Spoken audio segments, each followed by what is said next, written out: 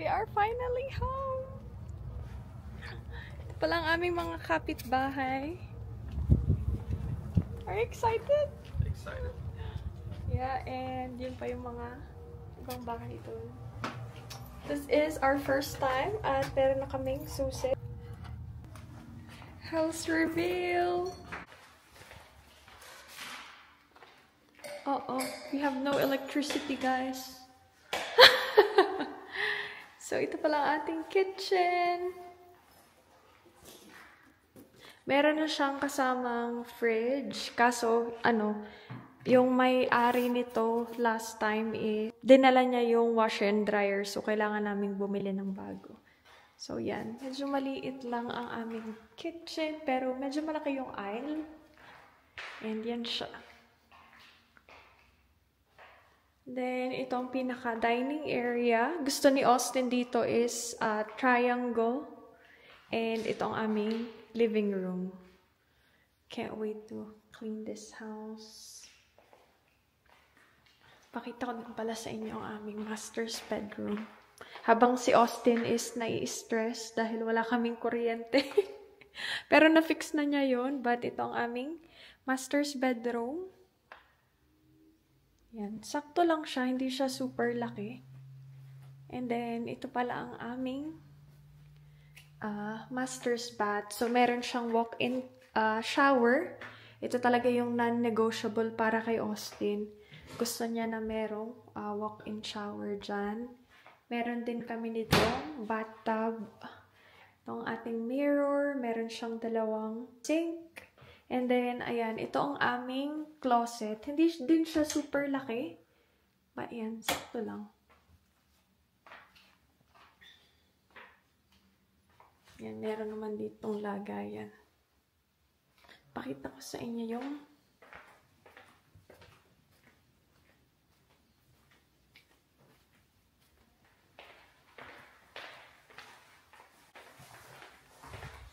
ito pala, yung isang kwarto. Ito is magiging lang siya.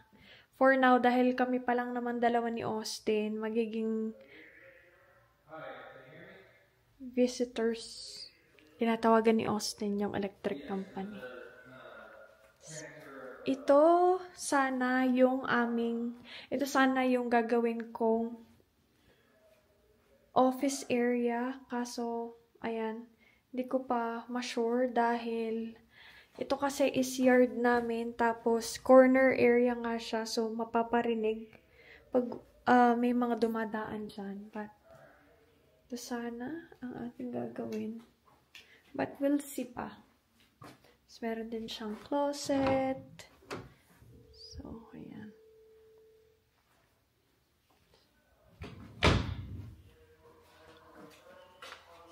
Ito ang isa pang bath. Wala pa kaming kuryente. Ito sana is magiging office area ni Austin. Ayan. Ayan. Ayan itong aming garage.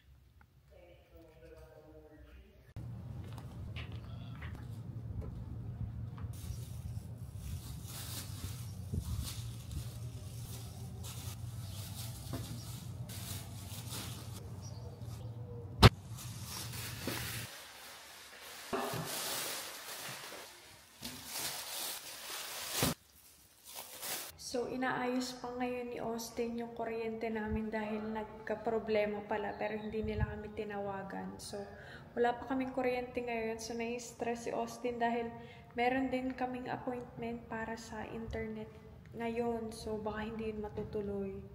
Papamove na lang namin. But, papakita ko muna sa inyo guys ang aming backyard. So, ayan. Iniwan nung dating may-ari yung kanyang grill dyan. So, meron kaming free grill. So, itong ng ating mga kapitbahay. Yan, medyo malawak. Ito, gusto ni Austin paradahan to ng sasakyan or ng trailer. But di pa namin alam. And this one, yan, medyo malawak din. Maganda din siya dahil parang wala kaming kapitbahay sa malapit doon.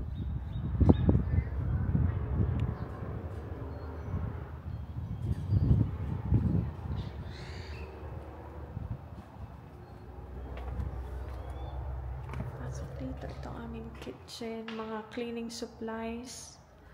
Ang dami pa naming naiwan sa apartment.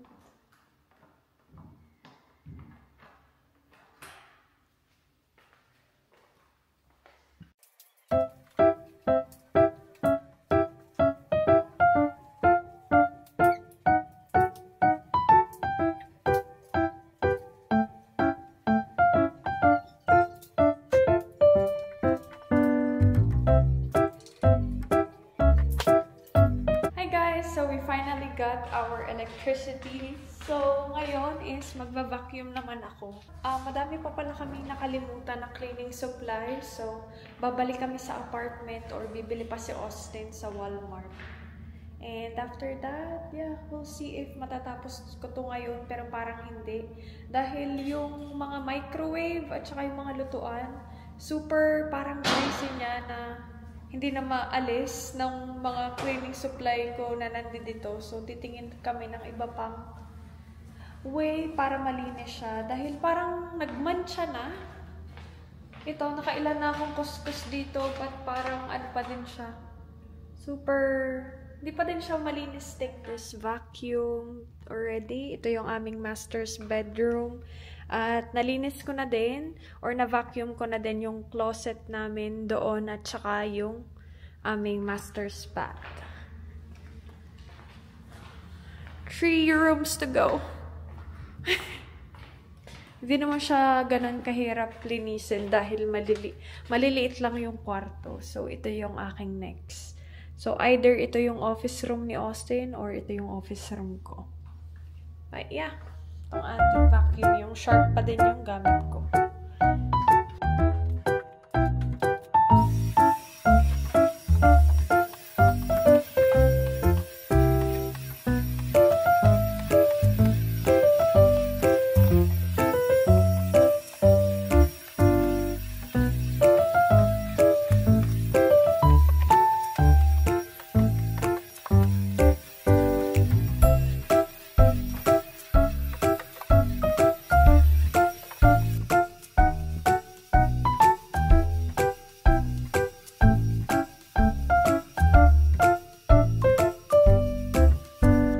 Some mopping.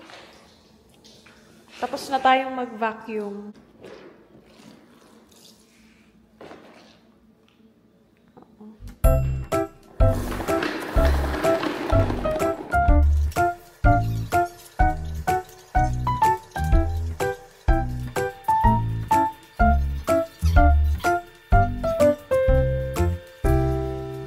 Austin is cleaning the microwave.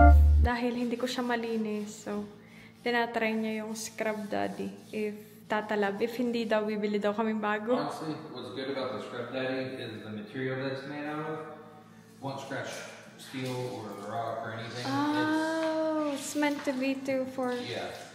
So you can use it on plastic too. So. How about glass? Yeah. Oh, really?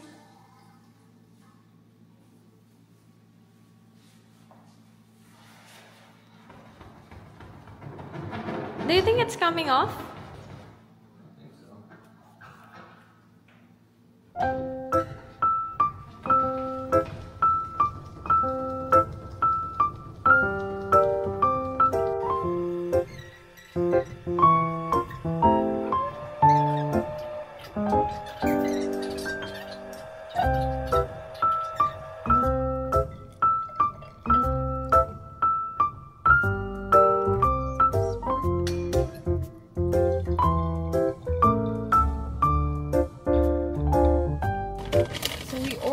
Sonic. So, meron ako dito fries.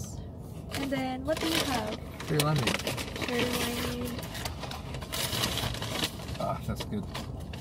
Some burger. Wala pa kaming kain, guys, since kaninang tanghali. And it's currently almost 9 now. Kakatapos. Double smasher. This is what it's called. And yan. Burger siya. Masarap dito guys ang burger nila sa Sonic. Is it all over the US? Sonic? A good portion, yeah. And pickles. I don't eat pickles. Austin eats pickles. They have it in California too? Oh, they did! After nito, pupunta kami sa apartment dahil meron kaming kukunin and then pupunta kami sa bahay nung kapatid ni Austin dahil nagpapatulong at naghahakot din sila. So, busy din sila doon sa bahay na bago din. Kain tayo, guys! So, nasa bahay kami ngayon ng kapatid ni Austin. Feels nice too. Ang kanilang house.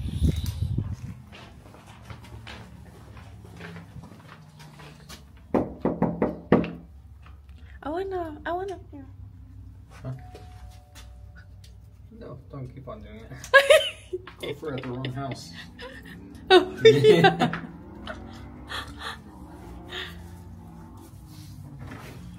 Trick or treat. Hi! Oh, is it already clean? No. Okay. It looks clean. The beef. Oh, yeah. Hi! You can clean this today? Clean there? No. We got a pretty good amount. We at least got internet now, so. So, ito ang kanilang living room. Meron sila ditong fireplace. Yeah, but we need much more for clean there. Oh, yeah. I think for clean. Walmart, but we forget. Vacuum? Yeah. Yeah. Tell Bill to buy you Dyson. Because I'm telling him he doesn't want me to. Yeah. Did you hear it? He didn't hear it. Ang kanilang laundry area. You can put a, you can go take pictures. This is their house.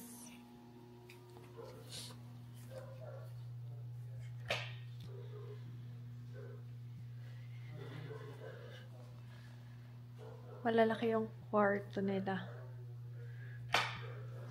And then, itong linen closet.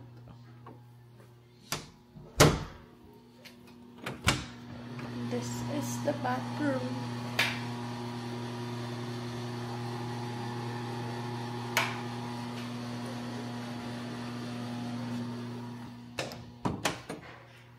Isa pang kwarto.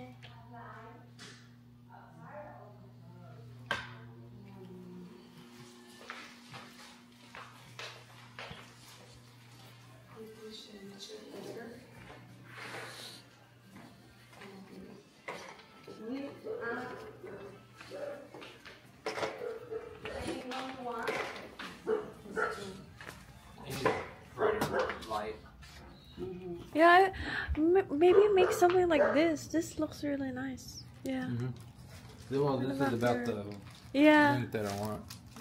But theirs is actually attached to their house. So, Oh, yeah. yeah. This is a part of it. I don't think they built onto this. I think that's just how. Your yard is big too. Uh-oh, the dogs. They don't like us. Oh my god, I think Lila and Raider.